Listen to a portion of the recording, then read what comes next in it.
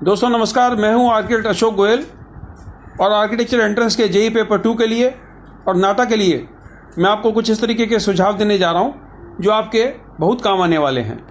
इस तरह के क्वेश्चंस जेईई पेपर 2 में भी और नाटा में बार बार आते हैं। एक ऑब्जेक्ट आपके सामने होता है और आपसे कहा जाता है कि इसकी सरफेस काउंट करके बताइए, और आप लोग गिनना शुरू कर देते हो 1 2 3 4 इस तरीके से, और ये सरफेस आप गिननी शुरू कर देते हो। आपको इसका एक आसान तरीका बताता हूँ। आप एक चीज़ समझिए, किसी भी ऑब्जेक्ट की, एक साधारण ऑब्जेक्ट की 6 सरफेसेस होती हैं। इसी तरीके से अगर आप सिलेंडर देखें तो सिलेंडर की 3 सरफेस होती हैं, एक ऊपर वाली, एक सामने वाली और एक नीचे वाली। यही सिलेंडर का एक दूसरा रूप है जिसमें ऊपर की सरफेस, नीचे की सरफेस, सामने की सरफेस। अब इस सिलेंडर को हम सिलेंडर पर रख दें तो आप देखिए इसकी कितनी सरफेस हुई। एक सबसे ऊपर वाली सरफेस, एक ये बीच की सरफेस, एक नीचे वाले सिलेंडर की नीचे वाली सरफेस, सामने वाली सरफेस जो गोल घूम रही है, और एक नीचे वाली सरफेस। तो टोटल सरफेस कितनी हुई? इस सिलेंडर की 2 सरफेस विजिबल है, उस सिलेंडर की 3 और 2 5 सरफेस। तो आपकी 5 सरफेस हुई और बड़ी सरलता से आपने इसको गिन लिया। इसी तरीके से इस ऑब्जेक्ट को देखिए, ये एक क्यूबॉइड पे दूसरा क्यूबॉइड रखा हुआ है। जैसे मैंने बताया हर क्यूबॉइड की 6 सरफेस हैं। तो जब इस क्यूबॉइड पे ये दूसरा क्यूबॉइड हम टिका देते हैं तो हमें क्या दिखाई देता है?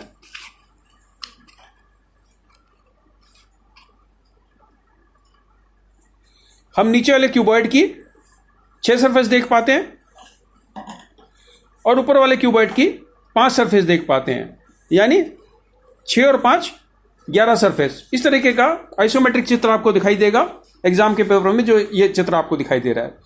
तो मैं स्टूडेंट्स को ये एडवाइस करता हूं, आप 1 2 3 4 करके इन सरफेस को मत गिनिए। कोई भी ये ऑब्जेक्ट है उसकी 6 बाहरी सरफेस तो है ही हैं, 6 आउटर सरफेस तो हैं, तो 6 से आगे गिनती शुरू करनी है। अब 6 आउटर सरफेस हमने शुरू में पकड़ ली, और उसके अलावा मेरे को क्या सरफेस दिखाई दे रही है?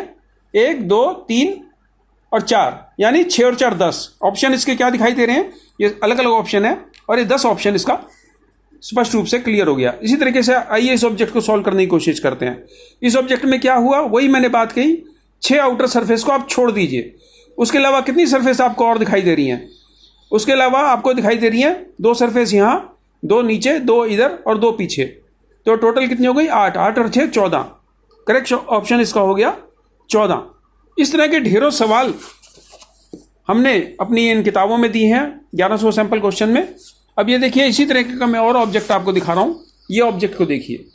अब इसमें टॉप व्यू फ्रंट व्यू का क्वेश्चन है, लेकिन अगर मैं सरफेस काउंटिंग में इसको इस्तेमाल करूं तो देखिए क्या हो रहा है। ये ऑब्जेक्ट मैं आपको दिखा रहा हूं, इसकी 6 सरफेस आपने पकड़ ली, आउटर सरफेस को छोड़ दिया। उसके अलावा कितनी अतिरिक्त सरफेस आपको दिखाई दे रही है? एक ये वाली सरफेस, ये सरफेस और एक ये सरफेस, यानी 3 सरफेस हम 6 में जोड़ देंगे तो 9 सरफेस इसकी टोटल हैं। इसी प्रकार से सरफेस काउंटिंग के सारे सवाल को मैं हल कर सकता हूं। एक और जो बेहतरीन उदाहरण मैं आपको देने जा रहा हूं, क्रॉस द रोंग। कोई भी ऑब्जेक्ट है, उसके आपसे टॉप व्यू या फ्रंट व्यू पूछे जा रहे हैं, तो किस प्रकार से ढूंढें? जैसे ये हमने यहां पर उदाहरण दिखा रखा है कि किस प्रकार से टॉप व्यू फ्रंट व्यू ढूंढें। ये ऑब्जेक्ट है, इसके 4 4 5 5 उदाहरण दे रखे हैं और आपको फ्रंट व्यू ढूंढना है। इसमें हमने क्या बता रखा है? इसमें हमने बता रखा है कोई भी आप एक छोटा सा टुकड़ा पकड़ लीजिए। इसमें हमने कोई एक छोटा टुकड़ा पकड़ लिया, हमने देखा क्या वो चीज़ इन सब चित्रों में उपलब्ध है कि नहीं है। ये देखिए, यहाँ पर अगर आप देखें, इधर से मैं इसको देखता हूँ तो इस तरीके का एक ऑब्जेक्ट मेरे को नहीं दिखाई देता।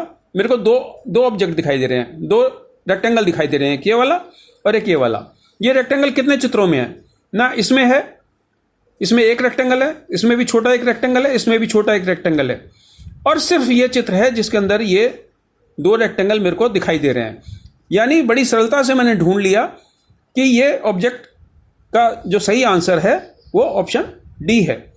इसी तरीके से यही टेक्निक आपको हर ऑब्जेक्ट में अपनानी है कि एक छोटा सा टुकड़ा उसका पकड़ लीजिए और फिर उसको देखिए कि वो टुकड़ा उन ऑब्जेक्ट्स में अवेलेबल होता है कि नहीं होता। इसी तरीके के सारे सवाल 2D 3D विजुअलाइजेशन के, सरफेस काउंटिंग के आपकी हर उसके अंदर आते हैं। ये इस तरीके से पर्सपेक्टिव के सवाल ये आपके आ रहे हैं कि आपका अगर 2 पॉइंट पर्सपेक्टिव है तो स्पेक्टेटर पॉइंट कहाँ है, वेनिशिंग पॉइंट कहाँ है, ये सारी चीज़ें अगर आप इम्तहान में अच्छे से तैयारी करके जाएंगे। अब इसमें मैं आपको दिखा रहा हूँ कि किस तरीके से 2 पॉइंट पर्सपेक्टिव बना के आप किसी बाजार का सीन दिखा सकते हो जहाँ पर 2 बिल्डिंगें खड़ी हैं, बस चल रही है। ये 1 पॉइंट पर्सपेक्टिव के सिद्धांत हमने इसमें बता रखे हैं सरल तरीके से कि किस प्रकार से 2 रेक्टेंगल बना के एक वेनिशिंग पॉइंट लेके आप 1 पॉइंट पर्सपेक्टिव बना सकते हो और किस प्रकार से आप 2 पॉइंट पर्सपेक्टिव बना सकते हो।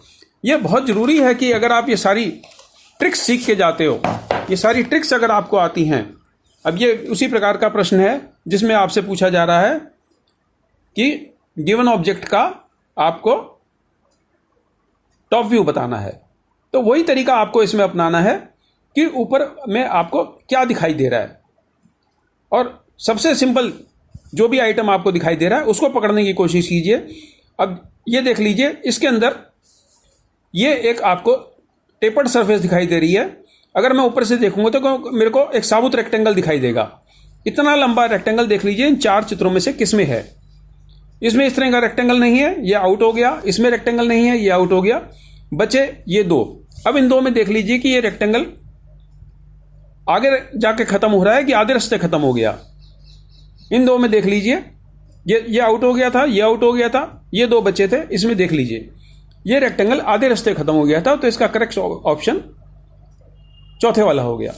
इस तरह के उदाहरण हमने अपनी किताबों में ढेरों बता रखे हैं और ये मैं स्टूडेंट्स को बार बार एडवाइस करता हूँ कि आपके घर में जो भी सामग्री है, इस प्रकार की सामग्री को उठाइए, इसके 3D व्यूज़ को देखने की कोशिश कीजिए और विजुलाइज कीजिए कि ये सामने से कैसा दिखाई देगा।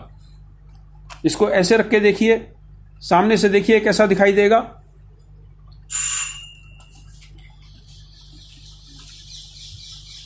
इस तरीके से अगर रखते हैं तो सामने से कैसा दिखाई देगा, साइड से कैसा दिखाई देगा, पीछे से कैसा दिखाई देगा।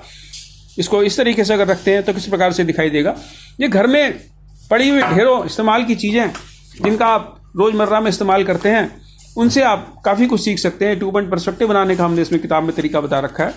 और इस प्रकार की ये एक और मैं बड़ा अच्छा उदाहरण स्टूडेंट्स को देता हूँ कि आपके फ़ोन में जो फ़ोन में आपके जो स्केच गुरु या स्केचअप सॉफ्टवेयर है उसका इस्तेमाल कीजिए। ये देखिए, एक फ़ोटोग्राफ हमने खींचा है जिसमें टेबल पे सामग्री पड़ी हुई है स्टेशनरी की, और उसी को हमने स्केच गुरु में कन्वर्ट करके रेखा चित्र बना दिया। तो आपको समझ में आ जाएगा कि कोई भी आइटम स्केच गुरु में जाके या स्केच बन के उसका पर्सपेक्टिव किस प्रकार का दिखाई देता है। ये चित्र आप देख पा रहे हैं, ये स्केच गुरु पे बनाया गया है। इसमें क्लियर दिखाई दे जाता है कि बिल्डिंग का जो मेरे पास का सिरा है वो इतना ऊंचा दिखाई देगा और जो दूर का सिरा है वो नीचा दिखाई देगा। इसी प्रकार से ये एक स्ट्रीट का व्यू है जिसमें आप देखिए ये एक ह्यूमन फिगर है जो स्पेक्टेटर के नज़दीक है। ये आपको कार से भी बड़ी दिखाई दे रही है। ये कार की ऊंचाई है, ये इससे बड़ी दिखाई दे रही है। और पीछे जो ह्यूमन फिगर्स आप देख पा रहे हैं बहुत दूर, ये देखिए ये कितनी छोटी ह्यूमन फिगर हो गई। तो 1 पॉइंट पर्सपेक्टिव के सिद्धांत में जो भी हम आंख से देखते हैं 1 पॉइंट पर्सपेक्टिव के सिद्धांत में दिखाई देता है। ये गार्डन का व्यू है जिसमें एक व्यक्ति सीढ़ियों पर बैठा हुआ है और देखिए किस प्रकार से सीढ़ियाँ पीछे को घटती हुई चली जा रही हैं। यही सारी चीज़ें अगर आप रोज़मर्रा में सड़क पर जाके फ़ोटोज़ खींचे, स्ट्रीट में जाके फ़ोटो खींचें, तो आपको समझ में आ जाएगा। ये बिस्किट का डब्बा या रोस्टेड नट्स का डब्बे को आप टेबल पे रखिए, उसका फ़ोटोग्राफ खींचिए और उसको रेखा चित्र में कन्वर्ट कीजिए। इस तरह की ढेरों ट्रिक्स अगर आप सीख के चले जाएंगे तो आपके काफ़ी मदद हो जाएगी। इसके अंदर कई बार इस प्रकार की चीज़ें बनाने के लिए आ जाती हैं। कोई आपको पोस्टर डिज़ाइन करना है, कोई आपको लोगो डिज़ाइन करना है, तो ये देखिए किस प्रकार से डिफरेंट तरीके की हैंडराइटिंग से आप उसको ब्यूटीफाई कर सकते हैं। ये स्क्वायर का लिखा हुआ है और उसमें जगह जगह स्क्वायर यूज़ हुए हैं। ट्राइंगल लिखा है, जगह जगह ट्राइंगल इस्तेमाल हुए हैं। इस तरीके से पिरामिड लिखा है, डायमंड लिखा है, तो किस तरीके से स्लाइड लिखा है आप हाईलाइट कर सकते हैं अपने पोस्टर को। ये किताबें हमारी डिज़ाइन एंट्रेंस की और आर्किटेक्चर एंट्रेंस की उपलब्ध हैं अमेज़ॉन पे, आपकी मदद कर सकती हैं। और मैं कहूँगा सिर्फ यही किताबें नहीं, और भी जितनी किताबें आपको कहीं मिलती हैं एंट्रेंस की, उनसे तैयारी कीजिए। और घर में पड़े हुए जो ऑब्जेक्ट्स हैं, इन ऑब्जेक्ट्स का इस्तेमाल कीजिए। ये आपको 2D 3D विजुअलाइजेशन को बहुत बढ़िया से सिखा सकते हैं। शुभकामनाएं, नमस्कार।